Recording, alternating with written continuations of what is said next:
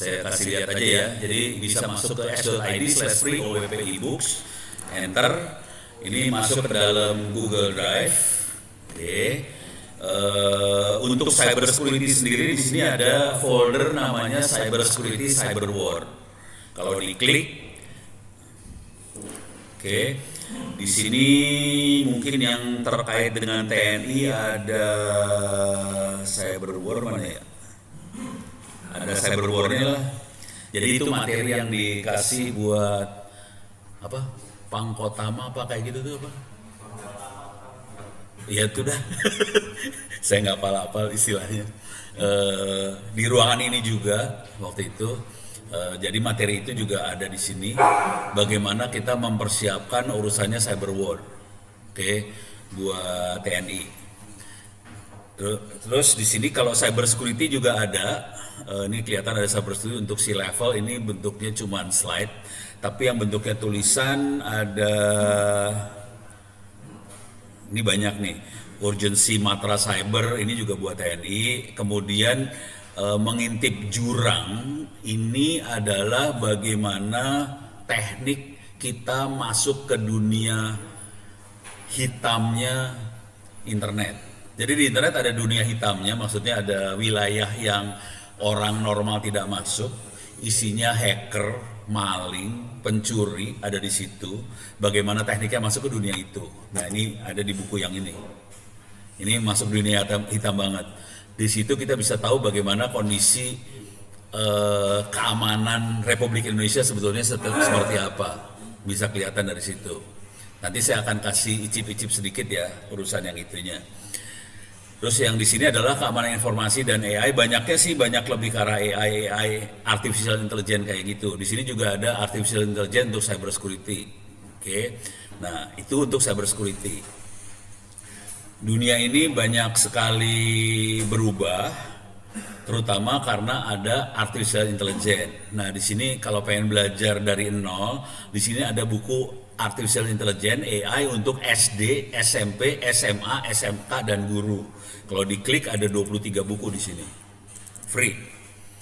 Gitu ya. Jadi kalau mau belajar dari nol ada bukunya juga, cuman malas bacanya. Soalnya satu buku sekitar 100-an, 150 halaman lah satu buku kira-kira. Ini yang download sudah sekitar 4 juta, dipakai buat di sekolah-sekolah di Indonesia. Ini saya harus kasih catatan dulu, ini tidak pakai APBN. Jadi betul-betul infak sedekah dari kami di kampus dilepasin gratis buat Republik. Enaknya nggak pakai APBN, terima kasih. Ini ngasih tahu aja kenapa nggak pakai APBN supaya nggak bisa kena KPK, itu aja sih sebetulnya. Stres sama KPK udah kasih gratis aja dah. Gitu. Ini beres ya. Jadi kalau pengen belajar bisa di sini. Terus kalau AI sendiri banyaknya di sini. Di bawah yang ini nggak dimasukin folder. Mungkin yang akan di cyber security juga ada teknik melakukan intelijen menggunakan AI sih sebetulnya yang di sini nih ya. Ini ada yang teknik buat melakukan intelijen, tapi silakan dicari nanti bisa. Oh nih, nah ini dia, memanfaatkan AI untuk menganalisa media sosial. Ini sebetulnya intelijen, tapi judulnya nggak saya bikin intelijen. Soalnya ini yang download orang umum, jadi saya nggak masukin. Ini dipakai di sini sih sebetulnya. Cuman judulnya nggak saya kata-kata intelijennya nggak saya masukin. Soalnya agak ngeri karena yang downloadnya orang banyak. Oke, jadi silahkan dibaca yang ini pemuatan AI untuk analisa media sosial dan teman-temannya. Nah, kalau Bapak Ibu bekerja di manajemen, di kantor, di manajemen segala macam, kebetulan saya diminta jadi wakil ketua di Asosiasi Manajemen Indonesia. Dan mereka pengen semua manajer-manajer urusan kerjaan, urusan kantor, urusan notulen rapat, urusan pengambilan keputusan, pengen dibantu AI. Di sini bukunya ada di sini, Asosiasi Manajemen Indonesia. Oke, bisa dilihat. Nah, kemudian kalau mau iseng, kebetulan saya adalah Eisenhower Fellow. Ada beberapa Eisenhower Fellow seperti Nurkolis Majid, Mari Pangestu dan sebagainya. kita pengen ngajarin ke orang Indonesia gimana caranya bisa maju gitu. Akhirnya kita bikin biografi dari orang-orang ini. Oke, di sini ada Alisa Wahid, Bambang Brojonegoro, Cak Nur, Nurholis Majid, Mari Pangestu, ada saya, ada Tantowi Yahya, ada Rusdian Lubis dan sebagainya. Ini lagi proses penulisan, ini bisa dibaca. Gimana prosesnya seseorang bisa sampai menteri, sampai ini Mari Pangestu menteri, Bambang Brojonegoro juga menteri, Tantowi Yahya posisinya duta besar terakhir. Jadi bisa dilihat. Kalau saya rakyat biasa, posisinya beda sendiri. Kalau yang lain punya jabatan, ono jabatannya rakyat. Ini bisa dibaca-baca aja ya. Oke, sekarang kita akan masuk ke urusan hari ini. Nanti kalau ada apa-apa silahkan saya di stop ya, di stop tanya, langsung tanya aja. Oke, hari ini sampai jam 9 berapa itu saya akan ngomong soal bagaimana teknik melakukan intelijen menggunakan internet, menggunakan artificial intelligence. Oke. Nah, teknik yang paling gampang secara umum nanti tekniknya kita pakai, jadi prosesnya proses mata-mata. Tapi kalau zaman dulu kala kita pakai alat-alat, pakai tool-tool yang ada di sini, Kali Linux. Ini tool yang dipakai. Cuma nanti bapak-bapak kalau pakai ini kayaknya bakal pingsan. Saya tidak akan masuk ke sini karena terlalu berat. Penampilannya ini kelihatan, ini laptop saya bentuknya kayak gini. Sorry, mana sih? Tutup lagi. Oke, laptop saya kayak gini. Cuma nanti kalau yang Kali Linux bentuknya kayak mirip, tapi agak beda, ada gambar naganya. Tapi ikon-ikon gambarnya sih nggak beda jauh sama laptop saya. Karena ini Linux, oke, ini bukan Windows, bentuknya kayak gini. Nanti kalau mau dipakai, saya nggak nyaranin bapak-bapak make. Kalau bapak-bapak pengen make, mendingan nyuruh anak-anak STM yang letnan apa segala, bukan letnan ya, kopral apa itu yang ngerjain. Jadi jangan bapak-bapak takutnya pingsan dan oke. Jadi yang kita pakai ini biasanya untuk level perwira saya akan ngajarin make artificial intelligence untuk melakukan proses intelijen itu. Cuman kalau mau beneran sekali enter saya harus nunggunya sekitar 30 menitan. Makanya saya nggak bisa melakukan yang beneran karena terlalu lama. Jadi saya akan lakukan yang lebih, jadi itu prosesnya seperti itu. Nanti saya akan ngasih lihat prosesnya bagaimana kita melakukan analisa dari informasi yang kita kumpulkan. Semuanya akan pakai artificial intelligence. Jadi proses mata-matanya, proses ngambil datanya pakai AI, terus proses nganalisa informasinya pakai AI, terus proses pelaporannya pakai AI, semuanya akan dibantu AI. Oke, sekarang kita tebak-tebakan dulu ya. Ini tadi, ini buku-buku ini ya, buku-buku Bu Mari, Pak Bambang Brojonegoro segala macam. Saya kasih lihat jumlah halamannya ya biar kebayang ya. Saya akan download.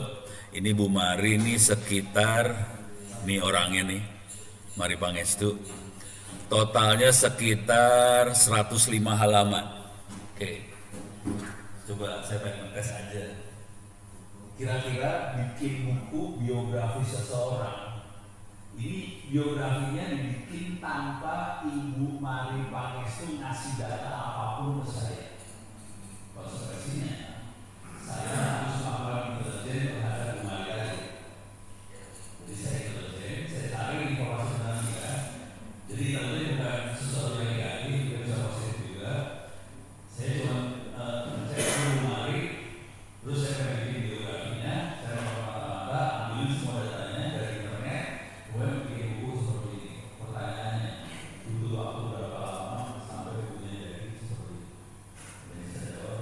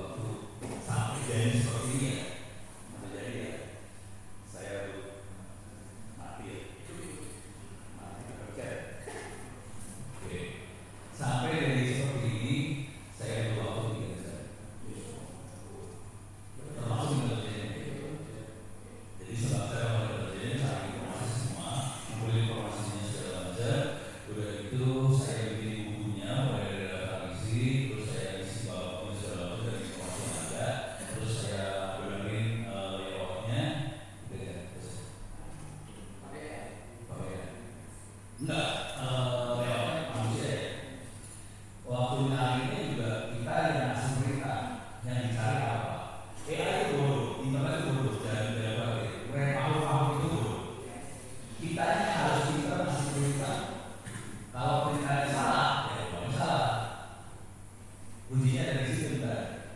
Jadi jangan berpikir ini minta maaf, sebagian besar orang berpikirnya bahwa pakai internet kita tinggal enter keluar semua, nggak bisa. Jadi kita harus kasih berita yang benar, kalau enggak dianya salah semuanya. Itu satu. Yang kedua, di komputer harus intelijen, AI segala macam itu bodoh banget. Yang lebih bagus kalau kita punya data, kita upload AI-nya. Nanti si AI sudah analisa data itu lebih bagus. Nah, jadi masalah ini karena ada akan bekerja dengan informasi yang amat sangat sensitif sekali, upload ke AI yang ada di internet itu bahaya sekali. Karena data kita bisa diambil sama Amerika sama sana. Jadi kalau kayak saya ini kan data publik ya, saya nggak cari data yang rahasia. Jadi saya pakai AI itu aman-aman aja karena ini suatu informasi publik, jadi nggak masalah. Kalau data rahasia mau tidak mau Bapak Ibu harus bikin AI sendiri. Contohnya dari sini sebenarnya. Ini makanya saya bawa dua laptop sebenarnya. Yang satu buat presentasi, yang ini mesinnya sebetulnya. Ada yang sendiri juga bisa bikin sendiri. Nanti akan saya kasih sedikit makhluk ini. Tanya dulu, kira-kira berapa lama bawa begini mesinnya ya? 3 jam. 3 jam.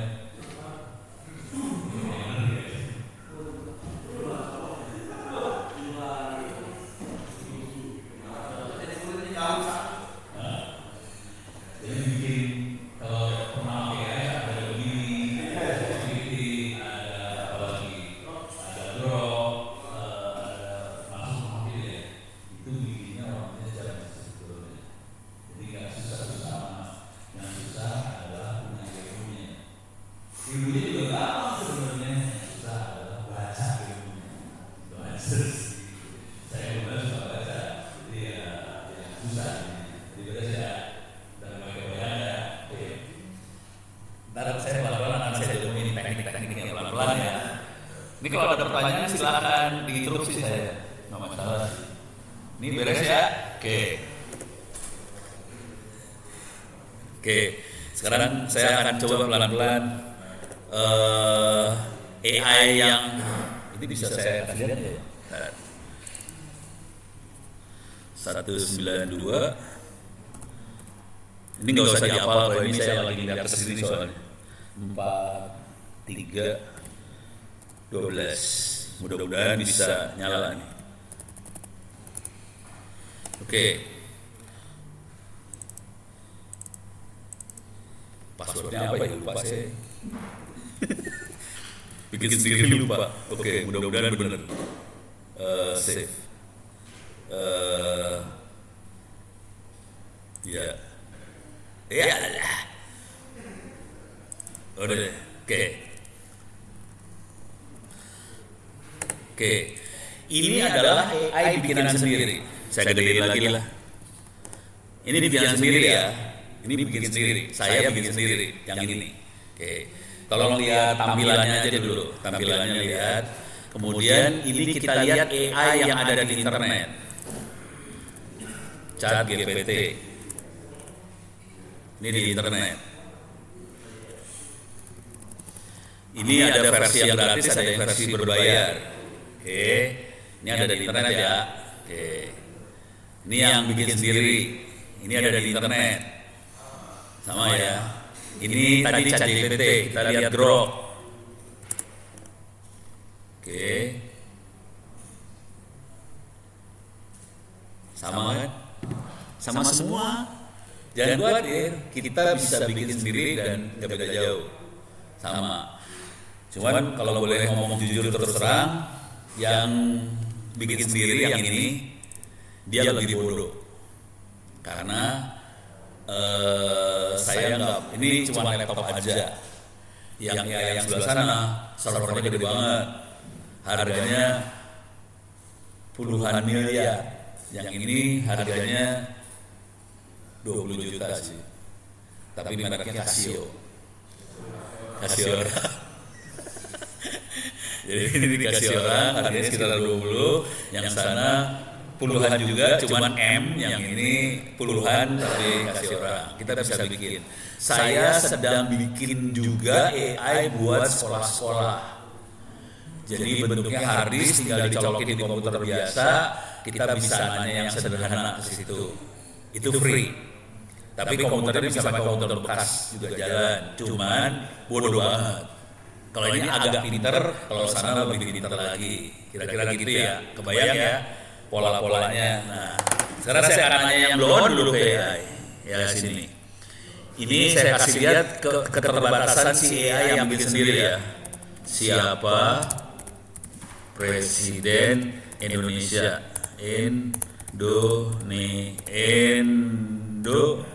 Indonesia. Jawabannya akan Jokowi. Ya buat. Biasanya jawabannya Jokowi. Kenapa Jokowi? Nah kan Joko Widodo kan. Kenapa bisa jawabannya kayak gitu? Ada yang bisa nebak nggak? Kenapa jawabannya Jokowi?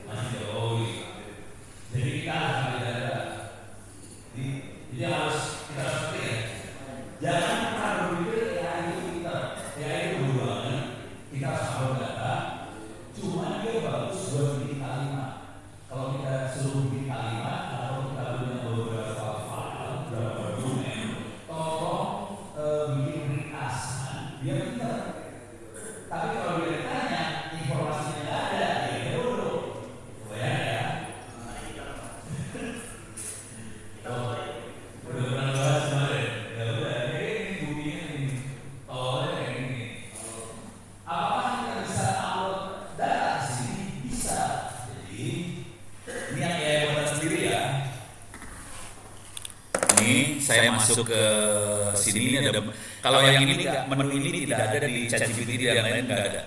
Ini cuma ada yang buatan sendiri. Saya bisa masuk ke sini, klik. Terus ini kebetulan ada apa? Model sekolah. Nah, di sini saya punya bikin knowledge, bikin pengetahuan lokal buat dia. Nah, ini kebetulan knowledge-nya buat sekolah sama AI. Saya bisa nambahin knowledge tambahan, misalnya new knowledge, misalnya tentang Indonesia, gimana sih? Indonesia, gitu ya. Knowledge-nya public. Nggak ada sih.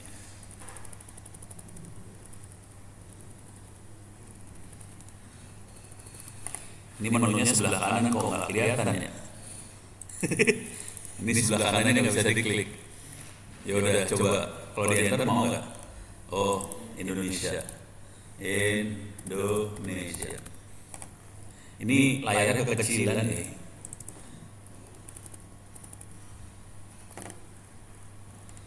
Layarnya nggak kelihatan ujungnya sebelah kanan saya nyari. Ada tombol yang harus saya pencet sih. Oh ini dia. Ini create knowledge. Oke. Saya tutup. Oke, di sini ada create knowledge. Saya klik. Ini baru istilahnya gini lah. Dia bikin folder. Dia bikin folder namanya Indonesia. Nah, di folder ini saya bisa ngupload dokumen. Nah, ini kuncinya sih sebenarnya. Ini kita bisa upload. Dokumennya apa gitu kita bisa upload. Udah ya. Nanti kalau kita upload, pikirannya dia pintar. Oke, kira-kira gitu. Bisa saya demoin dikit lah, biar kebayang bagaimana bikin AI itu pintar.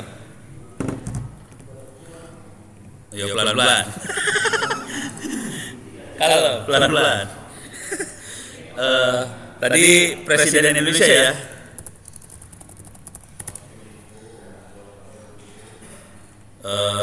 Saya Presiden Indonesia. Atau ini ya Joko Widodo, Prabowo. Saya klik di sini. Oke. Saya mana?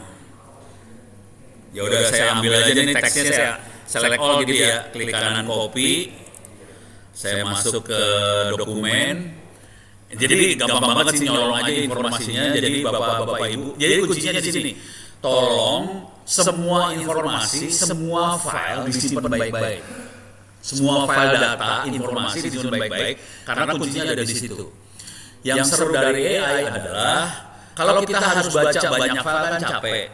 Nah, fungsinya AI adalah membantu kita buat bacain file-file itu dan bantu kita buat bikin summary apa sih? Ringkasan. Oke. Ini waduh. Walah. Kacau ini. Tar.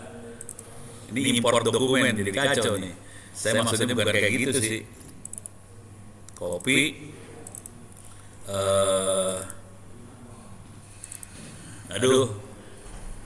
Force quit. Salah tadi. Oke, klik kanan, paste spesial unformatted text. Dah. Ini tulisan tentang Pak Prabowo tapi nggak ada formatnya, nggak bagus ya. Saya save as. Saya masukin folder dokumen, saya kasih nama Presiden Prabowo nggak usah, ya gitu. Terus saya bikin jadi PDF, save export as PDF. Karena dia kerjanya dengan PDF sih yang enak, ekspor. Namanya filenya Presiden Prabowo PDF. Sekarang saya akan upload ke AI saya. Ini saya upload, add content, upload file, dokumen, cari Presiden Prabowo, iya benar P ya, Presiden ini dia PDF ya, Presiden Prabowo PDF saya upload. Ini lagi dimasukin ke dalam AI-nya. Dia butuh waktu untuk mengubah format dari PDF jadi database-nya dia, intinya itu aja. Nah, karena ini komputernya biasa aja, dia butuh waktu agak lama sedikit buat konversi. Nanti setelah itu diupload, kita bisa nanya Presiden Indonesia siapa, keluarnya jadi benar. Kira-kira kayak gitu logika berpikirnya. Dan teknik ini yang saya sarankan untuk dipakai kalau Anda melakukan analisa intelijen segala macam. Jadi, tapi yang perlu dari kita adalah disiplin buat nyimpen. Ini enaknya kayak gini ya. Disiplin buat nyimpen semua file, dokumen, data, apapun harus simpen. Karena kuncinya ada di situ. Yang jadi masalah, sebagian besar file dokumen yang ada di Republik Indonesia bentuknya kertas. Itu yang bikin pusing kepala. Kalau kertas harus diketik ulang. Kalau scanan bentuknya gambar, AI-nya pusing lagi. Iya, pusing. Jadi karena sebagian besar data kita bentuknya kertas. Penting. Beres ya? Ini saya kasih tahu masalah besarnya dulu. Oke, udah Pak ya? Ini udah mulai ke-upload. Oke. Udah ke-upload. Sekarang saya akan nanya. Oke. Saya akan nanya. Ini ada kata-kata model. Ini modelnya banyak banget di dia. Ada model Lava, ada DeepSeek, ada Qwen, ada segala macam Gemma, dan sebagainya. Ini mungkin nggak familiar sama teman-teman yang jarang pakai AI. Ini model bikinan sendiri dan ini semuanya free ya, nggak bayar loh ini, semuanya free. Bahkan kita bisa bikin model ini sendiri. Model ini fungsinya adalah membuat kalimatnya. Jadi kalau dokumen kan dia baca, kemudian dia analisa dokumen tadi, terus dia akan ngeluarin berupa kalimat sesuai dengan pertanyaan yang kita kasih. Yang buat kalimat tadi adalah model-model ini. Modelnya masing-masing ini punya istimewanya masing-masing. Contohnya ini ya, Gemma itu yang bikin Google. Jadi dia gayanya gaya Google. Ini ada lagi misalnya DeepSeek, itu yang bikin Cina. Yang masalah dengan Cina, dia agak tidak pakai etika. Kalau Google dan teman-temannya punya etika. Kalau Cina nggak punya etika artinya gini, segala macam dia masukin. Jadi kalau kita pengen nanya yang ngaco-ngaco, mending pakai model-model yang nggak ada etikanya. Contoh pertanyaan ngaco gini, tolong buatkan program untuk menyerang situs presidenri.go.id, nanyanya ke DeepSeek, gitu ya. Jadi kita harus tahu sedikit. Kalau mau melakukan serangan pakai yang mana? Kalau mau sopan pakai yang mana? Kalau mau yang formal pakai yang mana? Dicoba-coba aja, nanti banyak sih. Ini ada juga misalnya saya kasih lagi, misalnya ada lava. Lava ini buat bikin gambar, tapi berat banget, nggak akan saya praktekin, gitu ya. Saya akan pakai Llama. Llama itu model turunannya ChatGPT. Oke, sekarang saya akan mau nanya presiden.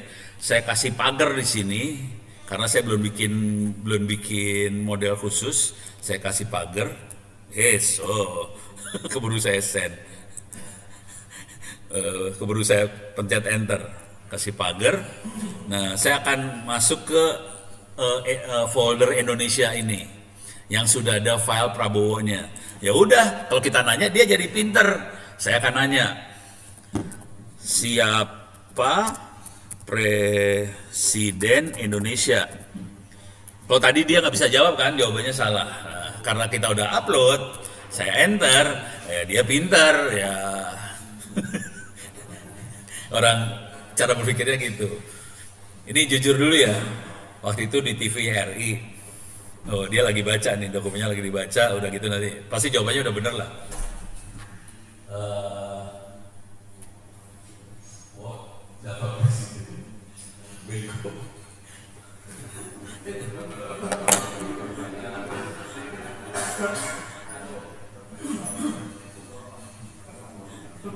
Oh, dia ngambil source. Ya, tapi kira-kira gini ya. Dia lagi baca dulu. Dia harus baca dulu. Nah, ini karena komputernya nggak gede-gede banget, remote, lambat. Kalau Anda mau bikin sendiri, mesin yang bagus ya. Tapi yang bagusnya itu bisa pakai. Jadi gini, komputer-komputer ini bisa kita pakai komputer buat game. Jadi kalau anak-anak kita kan suka gaming, terus dia pakai komputer yang harganya misalnya 20 juta, 30 juta buat game tadi. Nah, komputer itu bisa kita pakai buat AI seperti ini sih. Jadi komputernya bisa muter game. Cuman itu ya kayak gini responsnya agak lambat. Kalau mau bagus banget, harga ini, jadi AI itu banyak hitungannya, banyak banget. Harga cardnya sekitar MC, udah MC harganya. Jadi harganya mahal sebetulnya. Tapi ya kita terpaksa harus. Masih Jokowi dulu.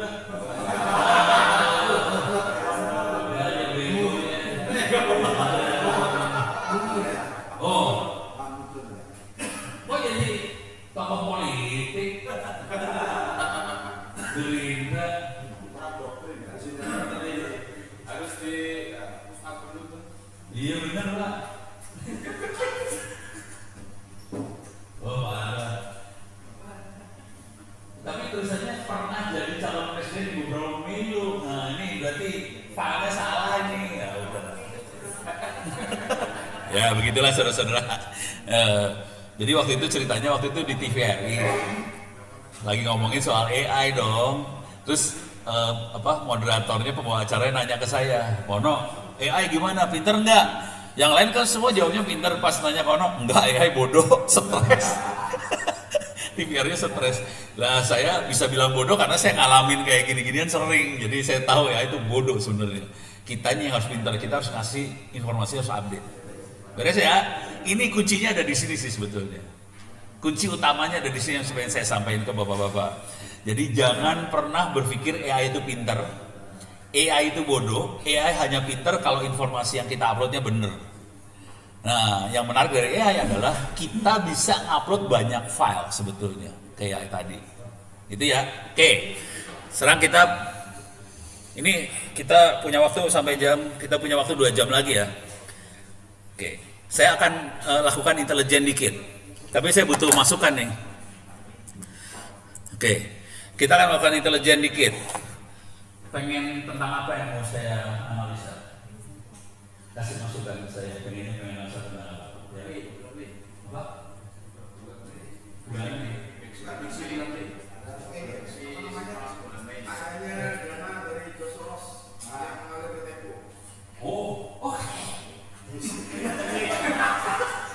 Gue juga nggak tahu. Itu range-nya tahun ini atau tahun lalu atau 2 tahun belakangan aja ya? Hah? Kenapa? 2 tahun belakangan ya? Oke. Cuman gini, saya harus kasih tahu dulu ya. Kasih tahu dulu. Saya akan pakai Grok. Grok itu punyanya Elon Musk. Grok punya kemampuan untuk Grok sama ChatGPT punya kemampuan untuk menganalisa informasi yang ada di web. Gitu ya. Konsekuensi dari situ adalah dia hanya bisa jawab kalau informasi yang ditanyanya ada di web. Kalau nggak ada di web, dia nggak tahu. Jadi saya akan nanya, apakah ada aliran dana dari George Soros ke Tempo 2 tahun belakangan? Saya akan nanya seperti itu. Kalau informasi tadi ada di web, dia bisa jawab. Kalau nggak ada di web, dia nggak bisa jawab. Gitu aja. Warningnya. Kita akan coba nanya ya. Apakah ada aliran dana dari, ini nulisnya bener nggak sih gue? George Soros gini bener? Hah? Ini bener nggak? George Soros itu bener ya? Oh sorry minta maaf. George Soros.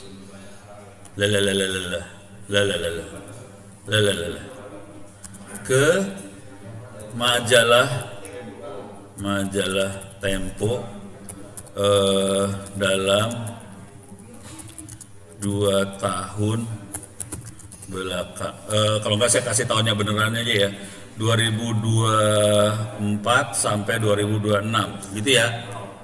Oke, saya akan coba cari juga pakai cek web, cek sumber informasi semaksimal mungkin, jangan halusinasi. Sorry ya, ini serius harus ditulis, jangan halusinasi harus ditulis. Karena AI itu kalau nggak kita bilang jangan halusinasi, dia suka halu. Hati-hati, AI itu kurang ajar ya. Suka halu, suka baper, rese lah. Ini kok nggak bisa saya copy paste ya? Saya ambil, saya pengen nyolong ini, alah.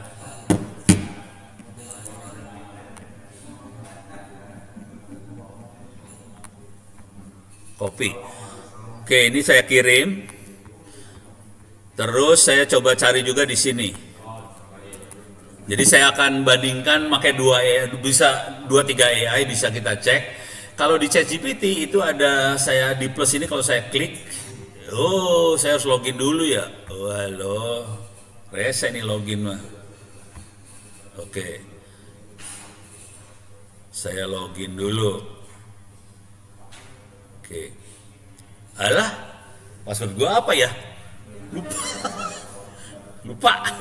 Wah nyerah dah. ChatGPT nyerah dulu deh. Minta maaf, tidak ada bukti aliran dana langsung dari George Soros pribadi ke atau Open Society Foundation ke Tempo.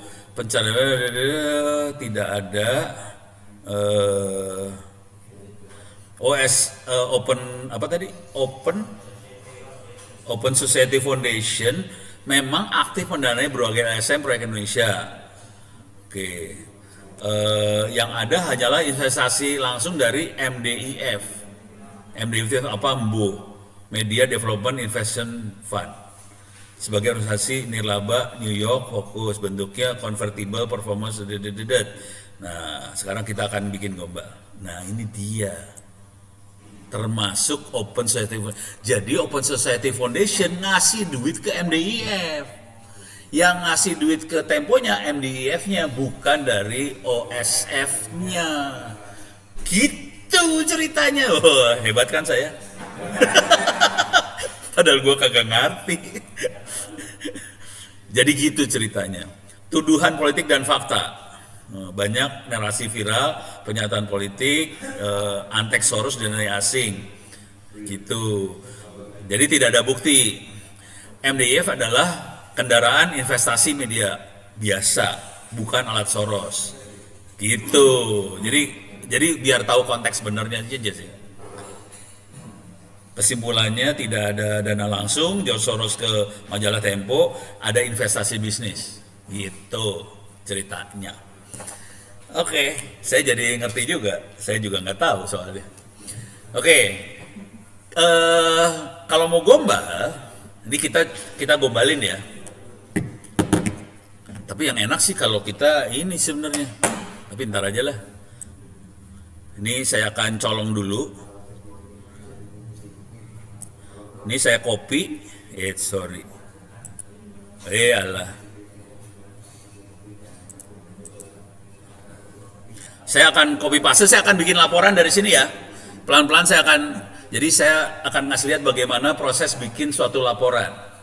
Jadi dari berbagai proses intelijen yang kita lakukan, nanti kita akan bikin laporan. Cuman ini kan baru satu copy. Oke, sekarang saya akan buka Google Drive-nya. Sorry, salah pencet lagi. Oh, saya nggak sign in sih ya. Alah, password gua apa ya? Passwordnya soalnya ajaib ini. Aduh, parah ini.